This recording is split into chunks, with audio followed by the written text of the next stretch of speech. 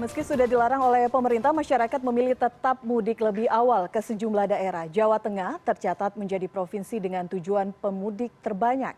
Hal ini pun menyebabkan adanya temuan kasus positif COVID-19, imbas dari pemudik yang datang. Lalu bagaimana pemerintah Provinsi Jawa Tengah mengendalikan laju COVID-19 di tengah serbuan pemudik yang datang lebih awal dan seperti apa kemudian antisipasi yang dilakukan? Untuk membahasnya, saya sudah bersama Gubernur Jawa Tengah Ganjar Pranowo. Selamat malam, Pak Gubernur. Ya, selamat malam, Mbak. Baik, Mas Ganjar, survei Kemenhub menyebut 27,6 juta masyarakat akan tetap mudik, padahal aturan larangan sudah ditetapkan oleh pemerintah. Dan tujuan terbanyak itu adalah Jawa Tengah. Sudah terdeteksi sejauh ini berapa ribu warga yang masuk ke wilayah Jawa Tengah untuk mudik lebih awal? Kita punya aplikasi Joko Tonggo namanya, ini basisnya ada di desa. Kurang lebih 3.800-an yang tercatat oleh kami 3.825 kurang lebih. Tapi dugaan saya sudah lebih. Ya. Kalau pengalaman tahun lalu, Mbak, dari aplikasi ini tercatat hampir 600 ribuan. Tapi yang tercatat di dinas kurang lebih saat itu sekitar 900-an. Maka pengalaman tahun lalu ya kurang lebih 1 juta itu pulang. Nah makanya kita mulai mendeteksi terus, mulai beberapa hari yang lalu sampai dengan hari ini, agar kita bisa mengetahui prosesnya seperti apa. Dan yang menarik, beberapa minggu terakhir ini ternyata lebih banyak yang keluar dari Jawa Tengah daripada yang datang begitu. Ini memang fenomenanya menarik begitu, sedang kita amati terus. Oke, berbicara mengenai yang masuk terlebih dahulu, sudah ada temuan kasus positif klaster pemudik yang datang ke Jawa Tengah di Pati. Apakah kemudian ada kasus serupa yang ditemukan? Kalau sementara ini yang hasil dari tracing baru yang di Pati. Jadi 1 orang pulang itu, terus kemudian punya acara di rumahnya, Manakipan, terus kemudian ya 38 orang tertular. Tapi di internal kita ada sih yang tidak mudik, tapi muncul klaster-klaster ya. Itu memang jadi perhatian kita. Tapi yang mudik yang kita temukan baru 1. Beberapa waktu lalu, Polda Jawa Tengah juga cukup aktif melakukan tes antigen. Minggu lalu kita rapat dan dari sekian tes ditemukan 3. Ya, jadi kita melakukan tracing terus-menerus dan inilah yang menjadi peringatan buat kita semuanya agar masyarakat bisa menjaga diri. Jangan sampai keinginan kita sebenarnya ingin bersenang-senang, ingin melepas rindu, tapi membawa penyakit. Nah contoh ini, wabil khusus yang di Pati itu betul-betul kita jadikan pelajaran untuk masyarakat bisa menahan diri tidak pulang. Oke, Mas Ganjar kan sudah ada larangan dari pemerintah, tapi tetap masyarakat mencari celah, mencari cara untuk bisa tiba di Jawa Tengah. Skemanya seperti apa untuk Jawa Tengah sendiri? Selain dilakukan penyekatan ataupun mungkin saja ada beberapa wilayah menerapkan karantina bagi pendatang yang tiba di wilayah mereka? Iya, tentu saja 14 titik penyekatan antar provinsi, 17 yang ada di dalam Provinsi Jawa Tengah, ini antar kabupaten kota sudah dilakukan karena inilah barrier yang utama yang akan masuk ke Jawa Tengah. Namun demikian betul Mbak, sudah ada beberapa yang nyelonong duluan, maka kita menyiapkan tes ya. Di testing dan tracing ini mau tidak mau, suka tidak suka dilakukan. Yang pertama menggunakan antigen dan sekarang kita menyiapkan genos untuk kita tes semuanya. Dan tadi sehari kita rapat 2 kali dengan kementerian, baik Pak Mendagri, Pak Tito memberikan briefing pada kita, lalu Pak Erlangga tadi juga memberikan briefing kepada kita, yang intinya kita menyiapkan. Yang sudah masuk wajib hukumnya sekarang dites. Yang kedua, betul kita menyiapkan tempat-tempat isolasi, baik yang sifatnya terpusat, maupun ketika mereka meminta mandiri, maka puskesmas dan tenaga medis mesti menyiapkan. Seluruh rumah sakit yang kemarin bornya sudah menurun, saya minta untuk di standby-kan tempat-tempat isolasi di rumah sakit maupun di ICU.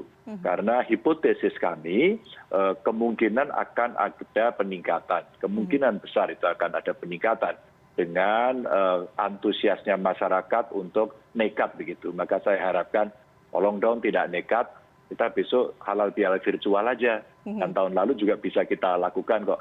Jadi kalau perlu saya kasih hadiah untuk teman-teman yang tidak mudik gitu. Apa hadiahnya Mas? Ya kita bisa kasih door prize lah ya. Kemarin Hari Buruh juga bisa kok. mereka tidak demo, mereka ngobrol, kita kasih hadiah. Nah, besok saya akan siapkan lagi, kita akan buat acara virtual, kita kasih door prize, nanti biar saya kirim. Sehingga tetap saja bisa bertemu. Dan ada ide dari teman-teman, bagaimana kalau besok acara virtual kita mempertemukan buat mereka yang di perantauan dengan keluarganya di rumah. Nanti akan kita umumkan, siapa tahu mau join, dan kemudian kita akan kumpulkan mereka secara virtual sehingga mereka bisa komunikasi. Mungkin itu akan menjadi cara agar obat rindunya ada lah gitu. Oke, baik. Berbicara mengenai mudik lokal begitu Mas, ada beberapa wilayah memang sudah ditetapkan bisa melakukan aktivitas perjalanan di beberapa wilayah tertentu. Kalau untuk di Jawa Tengah bagaimana Mas Ganjar? Iya, sama sebenarnya. Kan sebenarnya pelarangan ini kalau by law, Mbak, ya, berdasarkan aturannya kan tanggal 6 sampai 17. Maka semuanya bertanya, kan sebelum itu boleh Pak, gitu. Ya sebenarnya kami itu nggak ngelarang-larang amat, silakan. Tapi kalau Anda mau bertemu virtual aja mau nggak? Pak nggak mau Pak, saya harus pulang. Maka kemudian di tempat-tempat di mana area aglomerasi, kadang-kadang juga mereka nggak di kota ini tapi bekerja di kota lain, yang seperti itu pasti kita izinkan. Yang kedua, dalam jarak yang pendek tentu kita nggak bisa melarang. Tapi dengan mereka wajibkan melakukan tes terlebih dahulu, harapan saya mereka ketika pulang itu dirinya aman. Jadi tidak hanya sekedar larang-melarang, kejar-mengejar, tapi yuk dong kita semua punya kesadaran. Tidak mudik lebih baik, kalau kemudian ada yang terpaksa mereka melintas batas dalam satu area aglomerasi, tolong dong pastikan bahwa diri Anda sehat dan itu harus dilakukan dengan tes minimal antigen begitu. Jika kemudian ada kritik dari epidemiolog yang mengatakan bahwa COVID-19 tidak mengenal batasan-batasan tertentu dipermudah begitu, tanggapan Mas Ganjar seperti apa? Iya, saya terima kritiknya karena kita tidak bisa sekaku dalam teori itu. Gitu. Itu kita tidak bisa kaku. Kemarin saya ngobrol dengan duta besar kita yang ada di Turki, terus kita bicara Turki di lockdown, tapi pariwisatanya dibuka. Jadi sebenarnya ada cara-cara membalance. Ya hari ini kita lihat beberapa titik pasarnya naik ya, karena orang belanja. Kan THR sudah mulai dibagi, terus mungkin nanti dari pemerintah atau pegawai ASN juga akan mendapatkan, pasti mereka akan belanja. Di sisi lain tentu ini ekonomi akan bergerak, tapi sisi lain prokesnya mesti kita jaga. Dan adaptasi kebiasaan barunya kan memang agak lupa, akan dikencengin lagi. Jadi saya terima kasih epidemiolog mengingatkan terus-menerus, karena memang kerjaan kita juga harus mengingatkan dan mengedukasi terus-menerus kepada warga masyarakat begitu. Mengingatkan, mengedukasi, memberikan sanksi, apakah ujungnya di sana? Ya antara lain begitu. Tapi sanksi ini Mbak untuk bangsa ini mesti diakui lah. Kalau sanksinya kemudian tidak terlalu signifikan dan tidak ada deterrent efeknya, orang akan kemudian punya kemauan untuk melanggar. Agak beda ketika kita bicara dengan beberapa saudara-saudara kita yang berada katakan di Taipei umpama ya, kemudian mereka yang ada di Tiongkok, mereka ada di Singapura, PMI itu mereka menceritakan, wah Pak Ganjar kalau di sini ketat sekali gitu. Ya kalau di kita kadang-kadang ngeyel sekali begitu ya. Jadi artinya lebih baik kita bicara pada edukasi untuk memberikan pemahaman kepada mereka agar kita tidak bicara pada sanksi-sanksi dan orang kemudian sinis pada soal itu. Oke, edukasi kan sebenarnya sudah dilakukan sejak awal COVID melanda Indonesia. Tahun lalu pada saat musim mudik juga sudah diberikan edukasi. Tahun ini kembali diedukasi, tapi buktinya masih ada masyarakat yang kemudian nyolong untuk mudik lebih awal. Menurut Anda memang sanksi bukan solusi? Ya, sebenarnya tidak ada yang tunggal Mbak dalam penyelesaian persoalan seperti ini. Maka ada dua cara, satu sisi sanksi, tapi memang saya melihat sanksinya nggak terlalu berat kok. Saya punya perda yang hukumannya itu dendanya bisa sampai maksimum 50 juta. Tapi sampai hari ini belum ada yang menggunakan perda itu. Maka saya harapkan penegak hukum mau untuk itu, agar ada deterrent efeknya. Kami pernah memperkarakan seorang pejabat di tingkat lokal sampai ke pengadilan, begitu ya. Itu lupanya ada deterrent efeknya sedikit begitu. Tapi begitu kemarin vaksin masuk, saya tidak memungkiri, disiplin turun kok, di mana-mana disiplin turun begitu. Maka ini memang sesuatu yang tidak mudah. Maka kalaulah kemudian kita ingin melakukan pencegatan dalam arti meningkatkan kedisiplinan, mungkin perlu dipertimbangkan. Hanya apa? Mau pilih yang ketat, hentikan seluruh sistem transportasi selesai. Ya. Tapi saya yakin pasti itu tidak akan menjadi pilihan. Oke, mengapa Mas Ganjar? Ya, tentu saja akan ada bingungan bagaimana wartawan CNN boleh pergi, begitu kan. Kemudian ada yang akan membawa logistik yang mungkin bisa diprioritaskan, tapi faktanya di informasinya ada yang mau pergi ke Jawa Timur lewat Jawa Tengah, bentuk kendaraannya membawa logistik, tapi di dalamnya orang. Selalu saja kita itu ngakali. Maka ini memang proses pembelajaran yang memang kita tidak terlalu cepat dalam belajar. Tahun menurut saya cukup, tapi rasanya ternyata kurang. Ya sudah, kita sabar untuk mengedukasi terus-menerus sambil kemudian aksi polisional untuk menertibkan operasi justisi yang memang mesti dilakukan. Maka yang diputar balik sudah banyak, terus kemudian dihentikan di tengah jalan nggak banyak, yang ngamuk juga tidak sedikit begitu. Makanya sudah sampai di tempat Mbak, di desa, itu polisi, Babinsa, Babin Kamtibmas itu Mbak, itu sampai sudah, waduh bersih tegang luar biasa, sampai harus memaksa orang untuk tes, sampai harus memaksa orang masuk ke dalam isolasi. Sebenarnya inilah cara-cara yang memang dilakukan seoptimal mungkin dalam rangka tegakkan justisi ini gitu. Oke, artinya harus satu frekuensi ya, semua kepala daerah baik di tingkat 1, tingkat 2 harus sama begitu implementasinya, penegak hukum juga harus sama penegakan. Jadi masyarakat melihat bahwa memang ini sama rata, semua diperlakukan sama sehingga ada kesadaran. Apakah bisa mewujudkan itu? Iya, ini statement sangat bagus. Maka tadi sehari ini 2 kali rapat, seluruhnya pemerintah harus satu narasi bahwa ini dilarang itu titik, nggak ada komanya.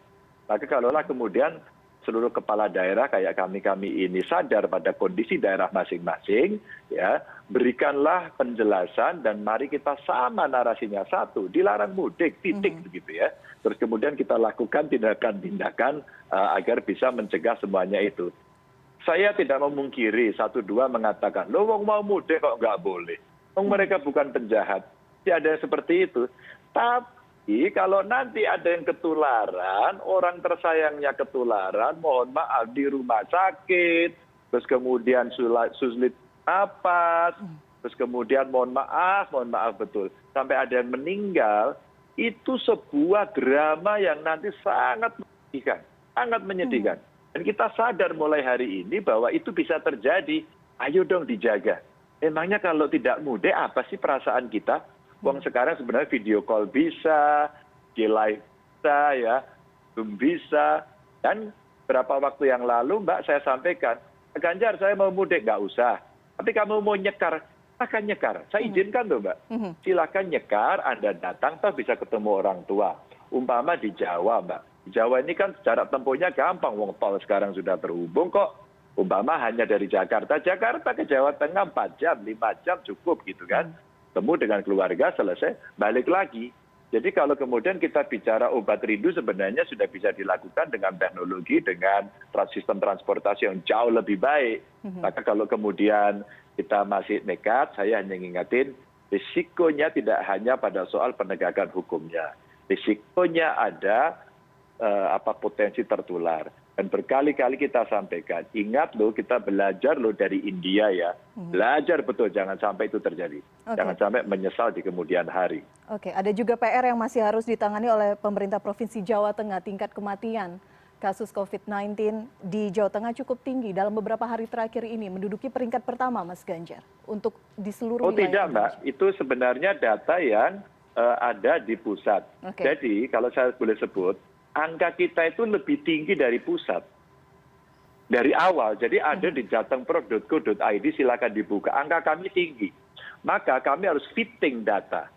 Sehingga angka yang ada di pusat yang rendah itu mesti ditambah. Harus sama dengan catatan kami. Kalau toh kami ada yang salah, kami boleh dikoreksi. Maka kemarin 3 hari menduduki pusat. Jadi angkanya begini Mbak. Proses fittingnya kami diskusi terus dengan Kemenkes, dengan Satgas. Kalau ada yang perlu diverifikasi, silakan diverifikasi. Kalau ada yang delay, tolong diisi. Ya. Nah, kita tidak akan mendelete, tapi yang delay harus dimasukkan. Maka ada namanya data inject. Sehingga sebenarnya kami tampilkan terus data tiap hari dan bisa diperbandingkan. Sehingga 3 hari itu lebih banyak data injek. Maka saya kaget kemarin. Bahkan ketika disebutkan tadi pagi dalam rapat dengan kementerian juga disebutkan, Jawa Tengah kasus aktifnya 10.000 lebih. Tidak, hari ini sekitar 6.900-an. Oke. Jadi hari ini tidak terlalu banyak sebenarnya. Kalau untuk Tapi tingkat kami kematian? paham karena memang data yang masuknya berbeda. Dan perkelahian data ini sudah terlalu lama. Maka nggak apa-apa disebutin begitu saja. Saya bahkan meminta gini, agar sama datanya diinjek aja sekali, nanti kami tertinggi. Tapi Pak Ganjar nanti kalau Jawa Tengah tertinggi ini tinggi banget. Nggak apa-apa, yang penting dijelaskan bahwa itu delay, bahwa data itu double, bahwa data itu memang waktu itu tidak kredibel sehingga harus diverifikasi. Oke. Gitu aja.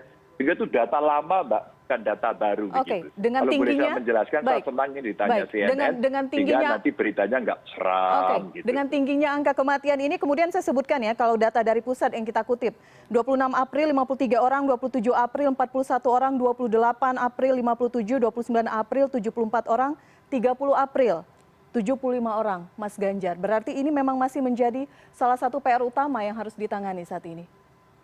Mbak, saya ulang lagi ya Mbak ya, saya harus mengulang.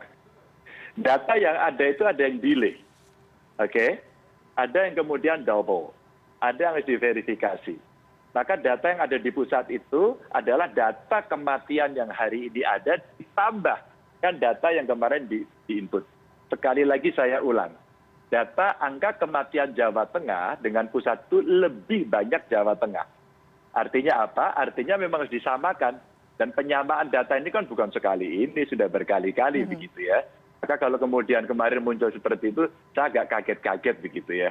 Dan nanti CNN boleh saya kasih datanya secara timeline yang tiap hari ada, kemudian bisa diikuti satu persatu apa yang terjadi. Yang nanti tidak sesuai boleh diverifikasi. Baik, penyebabnya apa Mas Ganjar sehingga angka kematian di Jawa Tengah cukup tinggi? Begini, satu adalah data dulu ya. Jadi penyebab kematian tinggi itu yang kalau tadi sumbernya CNN itu adalah dari data yang dituliskan 3 hari itu adalah data kombinasi itu dulu. Ya. Kemudian substansinya, dari sisi angkanya ya, itu ada data injek, ya ada data tambahan yang kemarin belum sempat masuk. Nah, yang lain apa penyebab kematiannya? Sama Mbak, mereka punya komorbid. Rata-rata karena satu, mereka diabetes gitu kan, terus kemudian darah tinggi. Ini yang 2 penyebab kematian terbesar. Yang ketiga adalah mereka memang terlambat ketika mereka melaporkan kepada kita. Itulah kenapa penting sekali ketika ada gejala, ketika ada tes, tolong segera melapor. Kalau ada tes, tolong segera ikut, begitu ya. Lalu kemudian diminta untuk melakukan testing, jangan lari begitu ya. Sehingga kita bisa tahu dan bisa mengerti. Sehingga testing yang didasarkan pada tracing itu akan sangat mudah nanti kita melakukan treatmentnya. Sehingga insya Allah sih kalau tanpa gejala Mbak, rata-rata juga akan bisa kita tangani dengan cepat gitu. Oke, baik. Mas Ganjar, terima kasih. Sebelumnya banyak catatan yang disampaikan.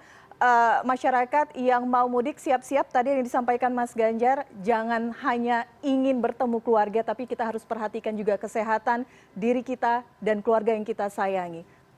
Silaturahmi bisa dilakukan secara virtual begitu ya Mas Ganjar. Terima kasih. Sebelumnya Gubernur Jawa Tengah Ganjar Pranowo sudah berbincang bersama kami malam hari ini. Salam sehat selalu Mas Ganjar. Sama-sama, terima kasih. Selanjutnya program vaksinasi gotong royong siap dimulai bulan ini pasca keluarnya izin penggunaan darurat vaksin Sinopharm dari BPOM. CNN Indonesia Newscast segera kembali.